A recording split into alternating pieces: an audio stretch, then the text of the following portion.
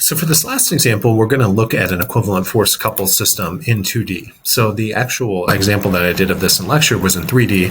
And it's kind of what you'll see here. The reason that I chose this particular problem is I want everyone to build some more intuition with moments. And it's easy to see, or easier to see in 2 dimensions than it is in 3 dimensions. So here we just have two forces. They're not necessarily acting on a body, but we can assume there's some body underneath here. And we're asked to compute an equivalent resultant force and couple moment about 0.0. So part of the confusion from your book is they always use different terms for the same thing. So what this means is to find an equivalent force couple system at the origin.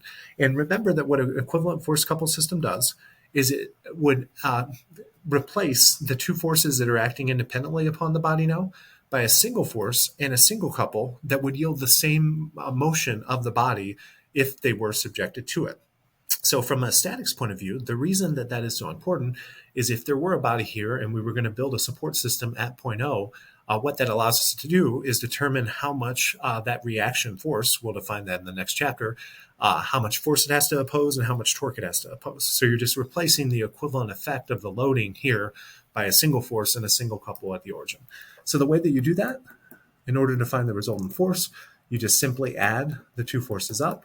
And that's to say, from a translational point of view, it doesn't matter where these two forces are applied. They tend to yield the same translational motion in each case. So let's actually do the decomposition here. Notice that F1 is going to have whatever the magnitude we were given. Its x component is going to go in the negative direction. The magnitude of the x component is going to be this magnitude times 12/13.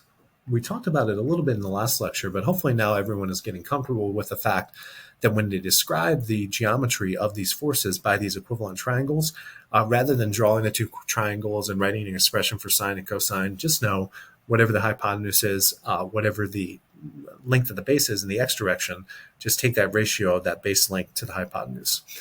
Here, in order to find the y component, notice it's going up, and it's just going to be 5/13 times whatever that magnitude is. Particularly that magnitude for F1 was 520.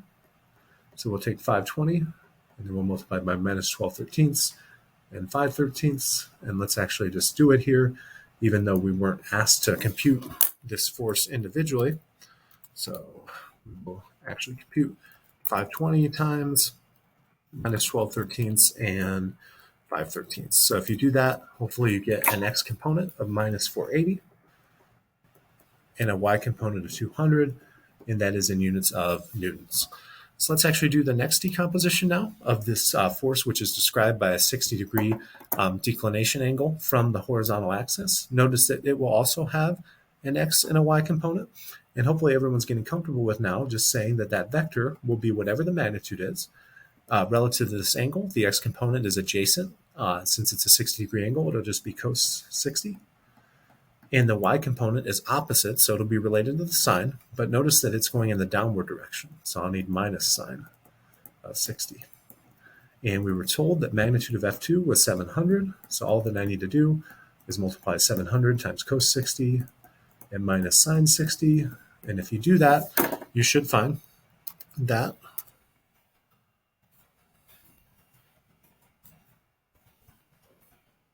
I should remember what these are off the top of my head. I know one's 1/2 and one's related to radical, but here we go. The x component is 350, and the y component is minus 606.2178. And I'm going to carry all that precision for now.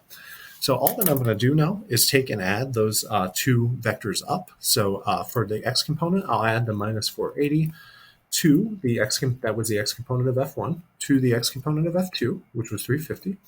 And I'll add the y component of F1, which was 200, to the y component of F2, that number there.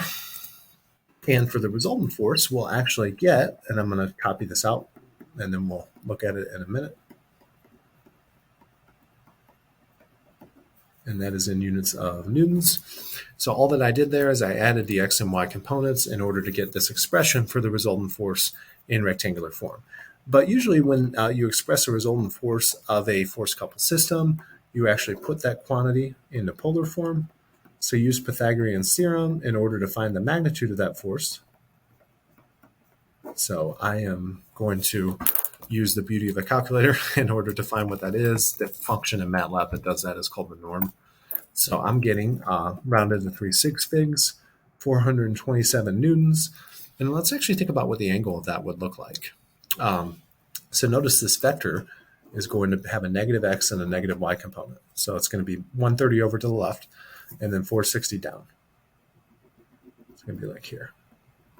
So it's actually in the third quadrant. So what I would do, because remember with the inverse tangent in the third quadrant, it's a little bit weird, is I just find this interior angle alpha in terms of actual side lengths. So this is the 130. Yeah, it's in the negative direction, but its length is 130. And this is 406.2178.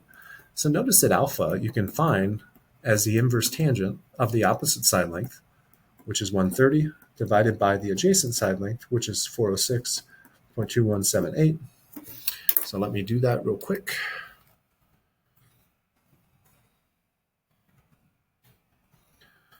I compute that, I get that that angle is 17.746 degrees, but remember the angle that you usually report is measured from the positive x-axis with a counterclockwise convention, so that's what you actually want. So if you know this little angle in here is 17.746, what you want to do is subtract away 180 in order to find that that is 162 rounded to 3 sig in terms of the actual angle. So hopefully that's not too confusing to you. I think your book, I was looking up at the actual problem now. Be careful with this in terms of reporting the actual angle that they ask for. They might ask for this angle instead. Just make sure to read the actual problem description for whatever they're asking for. But this is the resultant force just described in polar form. This is the resultant force described in rectangular form. Now let's talk about determining what they're calling the couple moment at point O, which is nothing more than the couple of this equivalent system. So in order to find the couple moment at point O, all that I have to do is add up the moment about point O of both forces. So you can call it MOF1 plus MOF2. Now let's actually do this using a scalar approach, just so we can get a better handle of how the actual concepts of moments work. So say you decomposed F1 into an X component and a Y component. What do you notice about the Y component? What if you drew its line of action down? Its line of action passes directly through the origin. So the y component of F1 actually won't contribute to any rotation about the origin. So when you compute the moment of F1 about the origin, if you're doing it through a scalar approach, you can actually ignore the y component. And you can just say that it's going to be related to the x component. So remember, when we do scalar analysis of moments, we need three things. We need the sign of the rotation that's induced. The way that we get that is we pin at the point of interest, and we pull in the direction. So notice that that's a counterclockwise rotation. So that's positive by convention. We need the perpendicular distance. Notice that in the horizontal direction, that displacement is 2. And we also need the magnitude of the force. And remember that magnitude of the force is 480. So this is going to be a quantity in Newton meters. And it's positive because it's in the counterclockwise direction. Now let's look at the force F2. Say you broke it down into a y component and an x component. Let's do the x component first. So notice that about the origin, the x component is also going to induce counterclockwise rotation. So for the x component, it's just going to be plus. Now, what is the magnitude of that x component? Well, we already found it there. It's just 350. And for the x component, what is the perpendicular distance to that horizontal line of action? It's just going to be 0.75. Hopefully everyone sees that. So if you draw on the horizontal line of action, that perpendicular distance is just 0.75. Now, what about the y component?